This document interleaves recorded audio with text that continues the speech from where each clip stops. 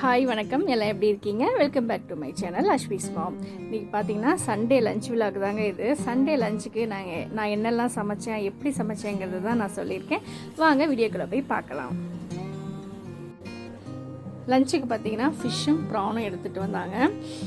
Fish பார்த்தீங்கன்னா விலை மீனும் ஷீலா ஃபிஷ்ஷும் எடுத்துகிட்டு வந்தாங்க. அது ரெண்டையுமே பாதியாக பிரித்து பாதி போர்ஷன் வந்து குழம்புக்கு, பாதி வந்து ஃப்ரைக்குன்னு சொல்லி நான் வந்து செப்பரேட்டாக பிரிச்சுட்டேன். அந்த விலை மீன்கிறது பார்த்திங்கன்னா இதுதான் ஃபஸ்ட் டைமு. ஆனால் டேஸ்ட் வந்து ரொம்பவே நல்லா இருந்தது. இது பார்த்திங்கன்னா மீன் குழம்புக்கு இப்போ நான் வந்து ஒரு பேஸ்ட்டுக்காக இது ரெடி பண்ணிக்கிட்டு இருக்கேன். கடாயில் எண்ணெய் விட்டுட்டு வெங்காயம், சின்ன வெங்காயம், தக்காளி, இஞ்சி, பூண்டு, மிளகு, சீரகம் இதை நல்லா வதக்கிட்டு நம்ம ஒரு பேஸ்ட்டாக வந்து ரெடி பண்ணிக்க போகிறோம். மீன் குழம்புக்கு இது நல்லாவே டேஸ்ட்டு கொடுக்குங்க. தேங்காய் வந்து நம்ம ஆட் பண்ண போகிறதில்ல, ஏன்னா தேங்காய் ஊற்றாமல் நம்ம வச்சாதான் மறுநாளைக்கு வந்து மீன் குழம்பு நல்ல டேஸ்ட்டாக இருக்கும். வெங்காயம், தக்காளி, ஜென்ரலாகவே இஞ்சி, பூண்டு இருந்தால் போதுங்க. நம்ம எப்படி வேணாலும் நான்வெஜ் வந்து செஞ்சிடலாம். இது பார்த்திங்கன்னா ப்ரானை வந்து 65க்கு நான் ரெடி பண்ணி வச்சுருக்கேன். அரிசி மாவு, கார்ன்ஃப்ளவர் மாவு, இஞ்சி பூண்டு பேஸ்ட்டு, மிளகாய்த்தூள், கொஞ்சம் மல்லித்தூள், மஞ்சள் தூள் போட்டு, லெமன், உப்பு போட்டு ஒரு ஸ்பூன் எண்ணெய் ஊற்றி நல்லா நான் மிக்ஸ் பண்ணி நான் வச்சுருக்கேன். ஆனால் ரொம்பவே நல்லா இருந்தது 65. இப்போ நம்ம வதக்கினதை வந்து நல்லா ஒரு பேஸ்ட்டாக நான் வந்து அரைச்சி எடுத்துக்கிட்டேன். இப்போ மீன் குழம்புக்கு வந்து கடாயில் எண்ணெய் வச்சுட்டு கடுகு, வெந்தயம் போட்டு தாளிச்சிக்கலாம். கொஞ்சமாக சின்ன வெங்காயம், 2 பல்லு பூண்டு, கொஞ்சம் பெரிய வெங்காயம் நம்ம ஆட் பண்ணிக்கலாம். ஏன்னா தாளிப்புக்கு வந்து கொஞ்சம் பெரிய வெங்காயம் ஆட் பண்ணிக்கலாம். அந்த வதக்கி அரைக்கிறதுக்கு தான் வந்து ஃபுல் அண்ட் ஃபுல் சின்ன வெங்காயமாக இருந்தால் டேஸ்ட் இன்னுமே ரொம்ப நல்லாயிருக்கும். கொஞ்சமாக தக்காளி பழம், தேவையான அளவு உப்பு போட்டு நல்லா நம்ம வதக்கிக்கலாம். ஃபிஷ்ஷும் ப்ரானும் எடுத்துகிட்டு நான் கிட்டத்தட்ட 5 டிஷ்ஷு நான் பண்ணியிருந்தேங்க. எனக்கே ரொம்ப ஆச்சரியமாக இருந்தது. பட் டேஸ்ட் எல்லாமே சூப்பராக இருந்தது. பொடி பார்த்திங்கன்னா மஞ்சத்தூள், மிளகாய்த்தூள், மல்லித்தூள், இது வந்து காரத்துக்கு தகுந்த மாதிரி எப்படி வேணாலும் நம்ம போட்டுக்கலாம். நான் வந்து கொஞ்சம் மீன் குழம்பு வந்து கொஞ்சம் காரமாக இருந்தால் டேஸ்ட் ரொம்பவே நல்லாயிருக்கும். அதுக்கப்புறம் கரைச்சி வச்சா புளித்தண்ணியை இப்போ ஆட் பண்ணிக்கலாம். புளி தண்ணி ஆட் பண்ணதும் கொஞ்சமாக தண்ணி ஆட் பண்ணி ஒரு 10 நிமிஷத்துக்கு வந்து நல்லா கொதிக்கட்டுங்க சிம்லேயே. ஏன் அப்படின்னா அப்போ தான் வந்து அந்த பொடியோடைய பச்சை வாடையும் போகும், புளியோடைய பச்சை வாடையும் போகும். அதுக்காக தான் வந்து நல்லா ஒரு 10 மினிட்ஸ் வந்து கொதிக்க வைக்கிறது. அதுக்காக நிறையா தண்ணி ஆட் பண்ணக்கூடாது, சும்மா கொஞ்சமாக தண்ணி ஆட் பண்ணி நம்ம அது வந்து ஒரு 10 மினிட்ஸ் வேக வச்சிடலாம். 10 மினிட்ஸ் கழித்து நம்ம வதக்கி அரைச்சி வச்சுருக்கிற அந்த பேஸ்ட்டையும் இப்போ ஆட் பண்ணிடலாம். பேஸ்ட் ஆட் பண்ணதும் பார்த்திங்கன்னா குழம்பு வந்து திக்னஸ் ஆயிரும். இப்போ வந்து மீன் குழம்புக்கு தேவையான ஃபுல் தண்ணி இந்த சமயத்தில் நம்ம ஆட் பண்ண போகிறோம். ஏன்னா அதுக்கப்புறம் நம்ம தண்ணி ஆட் பண்ண போகிறதில்ல. அதனால் ஒரு குழம்பு, இந்த மீன் குழம்பு வந்து எந்த கன்சிஸ்டன்சிக்கு இருந்தால் நல்லா இருக்குமோ அதை பார்த்துட்டு அந்தளவுக்கு தண்ணி ஆட் பண்ணிடணும். ஒரு கொதி வந்ததும் பார்த்திங்கன்னா நம்ம க்ளீன் பண்ணி வச்சுருக்கிற ஃபிஷ்ஷை இப்போ ஆட் பண்ணிடலாம். மீன் போட்டதும் பார்த்திங்கன்னா அடுப்பு வந்து ஹை ஃப்ளேமில் இருக்கக்கூடாதுங்க, சிம்மில் தான் இருக்கணும். மீன் வந்து ஒரு குயிக்காகவே வெந்துருங்க அது. இப்போ சிம்மில் வச்சுட்டு நான் மூடி போட்டு ஒரு 5 மினிட்ஸ் கழித்து நான் எடுத்துருவேன். மீன் வந்து சூப்பராக ரெடி ஆகிடுதுங்க. டேஸ்ட் அவ்வளோ நல்லா இருந்தது. ஃபஸ்ட் டைம் அந்த விலை மீன் எடுக்கிறது, அவ்வளோ அருமையாக இருந்தது டேஸ்ட்டு. இறக்கிறதுக்கு முன்னாடி கொஞ்சமாக கொத்தமல்லி தழை தூவி இறக்கிட்டோம்னா சூப்பரான நம்மளுடைய மீன் குழம்பு ரெடி ஆயிடுச்சு.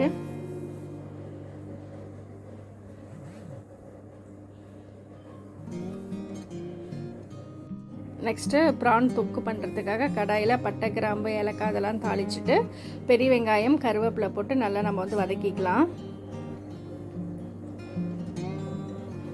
தேவையான அளவு உப்பு ஆட் பண்ணிக்கோங்க. இஞ்சி பூண்டு பேஸ்ட்டு, தக்காளி ஆட் பண்ணி நல்லா நம்ம வதக்கிக்கலாம்.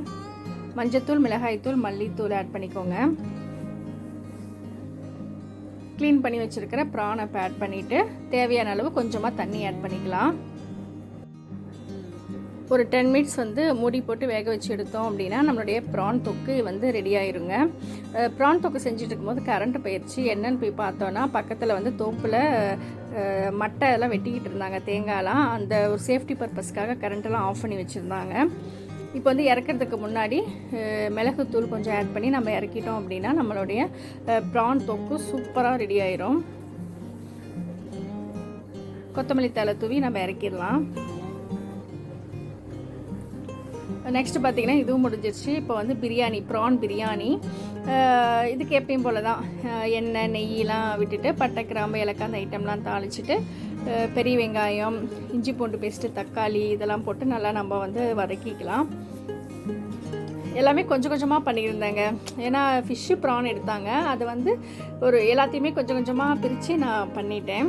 பொடி வந்து மிளகாய்த்தூள், பட்டை கிராம்பு ஏலக்காய், ஜாதிக்காய் பொடி, இது எல்லாத்தையும் நான் வந்து கொஞ்சமாக தான் நான் ஆட் பண்ணியிருக்கேன். ஏன்னா லாஸ்ட் டைம் வந்து பொடி கொஞ்சம் கூட போயிடுச்சு, ஒரே வந்து மசாலா ஃப்ளேவராக இருந்தது. அதனால் வந்து இந்த தடவை அந்த எல்லாத்தையுமே நான் கம்மி பண்ணிட்டேன். இப்போ தண்ணி பார்த்திங்கன்னா ஜென்ரலாக ப்ரான் பிரியாணியில் எந்த பிரியாணிங்கனாலும் நம்ம வந்து சீரக சம்பா அரிசி இல்லை பாஸ்மதி யூஸ் பண்ணோம் அப்படின்னா 1க்கு 1.5ங்கிறது ரொம்ப கரெக்டாக இருக்கும். அதனால் 1க்கு 1.5 தண்ணி நான் இன்றைக்கி எடுத்திருக்கேன். அப்புறம் க்ளீன் பண்ண ப்ரானு, புதினா, மல்லி இதெல்லாம் ஆட் பண்ணிவிட்டு குக்கரில் ஒரு 2 விசில் வச்சு எடுத்தோன்னா சூப்பரான நம்மளுடைய பிரியாணி அதுவும் ரெடி ஆயிரும். இப்போ இந்த பக்கம் பார்த்திங்கன்னா நம்ம ரெடி பண்ணி வச்சுருக்கிற ப்ரான் 65 இப்போ நான் பொரிக்க ஆரம்பிச்சிட்டேன். கரெக்டாக இருந்ததுங்க. எல்லாமே ஃபஸ்ட்டு நான் ரெடி பண்ணி வச்சுட்டேங்கிறனால அடுத்தடுத்து ஒன்று முடிய அப்படின்ட்டு க்ளீனாக ஈஸியாக முடிச்சுட்டேன்.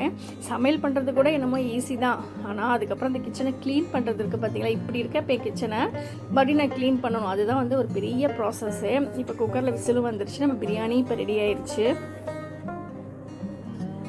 65 பார்த்திங்கன்னா ரொம்ப சூப்பராக வந்ததுங்க. அந்த மசாலா வந்து கொஞ்சம் கூட அந்த ப்ரான்லேருந்து உதறவே இல்லை, அவ்வளோ பர்ஃபெக்டாக இருந்துச்சு. எண்ணெயில் அப்படியே பிரிஞ்சிலாம் போகாமல் ரொம்ப சூப்பராக இருந்தது.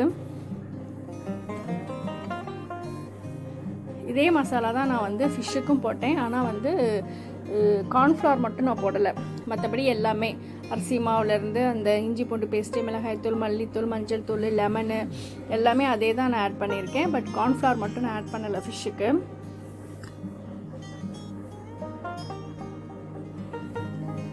ஃபிஷ்ஷு வந்து நல்லாவே ஊறிடுச்சுங்க. கிட்டத்தட்ட ஒரு 1.5 மணி நேரத்துக்கு மேலே நல்லா ஊறினனால ஃப்ளேவர் வந்து அந்த மசாலா ஃபுல்லாக அந்த ஃபிஷ்ஷில் இறங்கி அவ்வளோ டேஸ்ட்டாக இருந்துச்சு.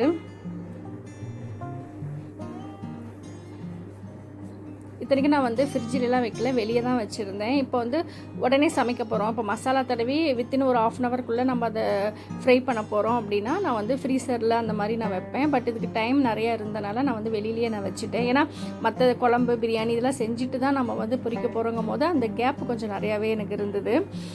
நான்வெஜ் 65லாம் பண்ணிவிட்டு வெங்காயம் தக்காளி இல்லைனா எப்படி, ஸோ அதெல்லாம் கட் பண்ணி தனியாக நான் எடுத்து வச்சுக்கிட்டேன். நான்வெஜ் பண்ணுறப்ப தயிர் இருக்கோ இல்லையோ கம்பல்சரி ரசம் இருந்தால் ரொம்பவே நல்லாயிருக்கும். ஸோ ரசமும் ரெடி பண்ணிட்டேன். இப்படி தாங்க இருந்தது நான் செஞ்ச ப்ரான் பிரியாணி. இன்னும் அந்த பொடி கொஞ்சம் 1/2 ஸ்பூன் கூட போட்டிருந்தா டார்க்காக இருந்திருக்கும். பட் ரொம்ப மசாலா வேண்டான்னு தான் நான் வந்து கம்மி பண்ணிட்டேன். எல்லாம் செஞ்சு டேபிளில் வச்சு இப்படி வீடியோ எடுக்கும் போது பார்த்திங்கன்னா அவ்வளோ திருப்தியாக இருந்தது. பட் எல்லாமே கொஞ்சம் லிமிட்டாக தான் பண்ணியிருந்தேன். ஆனால் வந்து இவ்வளோ டிஷ் நம்ம மேக் பண்ணியிருக்கோம் அப்படிங்கும் போது அவ்வளோ சந்தோஷமாக இருந்தது எனக்கு. டைம் கிட்டத்தட்ட 3 o'clock ஆயிடுச்சுங்க நான் சமைச்சு முடிச்சு வீடியோ எடுக்கிறதுக்கு. என் பொண்ணெல்லாம் என்னம்மா வீடியோ எடுத்துக்கிட்டே இருக்கேன், எப்போதாம்மா நீ சாப்பாடு கொடுப்பேங்கிற அளவுக்கு அவள் ரொம்ப டென்ஷன் ஆகிட்டா. இருப்பாப்பா இன்னும் கொஞ்சம் 2 நிமிஷம் தான் அவ்வளோதான் சொல்லிவிட்டு அப்புறம் பிளேட்டில் வந்து எல்லாம் அரேஞ்ச் பண்ணி பார்த்தேன். அப்போ தாங்க ஒரு விஷயத்தையே நான் கவனிக்கிறேன். பிரியாணிக்கு வந்து நான் ரைத்தா செய்யவே மறந்துட்டேன். பிரியாணிக்கு கத்திரிக்காய் இல்லைனா கூட பரவாயில்ல, ஆனால் வந்து ரைத்தா இல்லைனா எப்படி சரின்ட்டு வேகமாக ஒரு வெங்காயத்தை நறுக்கி நான் ரைத்தாவும் செஞ்சுட்டேன். இன்னும் கொஞ்சம் டைம் இருந்ததுன்னா அதில் கேரட்டு, கொத்தமல்லி தலையெல்லாம் போட்டோம்னா இன்னுமே டேஸ்ட்டு ரொம்ப சூப்பராக இருக்கும். ஒரு வழியாக வீடியோலாம் எடுத்துகிட்டு நான் எல்லோரையும் வந்து சாப்பிட கூப்பிட்டுட்டேங்க. சமைச்சவங்களுக்கு ஒரு பெரிய அவார்டு, ஒரு கிஃப்ட்டு அப்படின்னா சாப்பிட்டவங்க நல்லா இருக்குன்னு சொல்கிறதுல தான். பட் எல்லாருமே வந்து சூப்பராக இருக்குதுன்னு சொன்னாங்க. எனக்கு ரொம்ப சந்தோஷமாக இருந்தது. ஓகேங்க, வீடியோ இதோட முடியுது. கண்டிப்பாக வீடியோ பிடிச்சிருக்குன்னு நான் நினைக்கிறேன். மறக்காமல் வீடியோ வந்து லைக் பண்ணுங்கள், சப்ஸ்கிரைப் பண்ணுங்கள். தேங்க்யூ.